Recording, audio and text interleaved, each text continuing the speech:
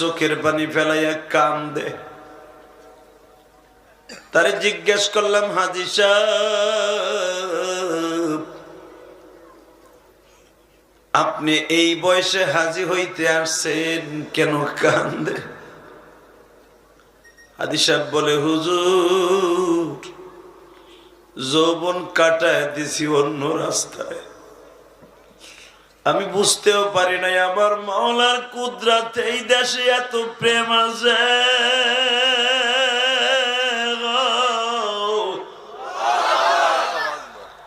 আপনি যখন বলছেন দুনিয়ার সব নবী কিয়ামতের মাঠে দাঁত লইয়া উঠবে, আমার নবী দুইটা দাঁত ছাড়া কিয়ামতের মাঠে উঠবে। হুজুর, আমি বৃদ্ধ মানুষ, আমার সামনের দাঁত গুলো এখন নাই, পান চাবাইয়া খাইতে পারি না।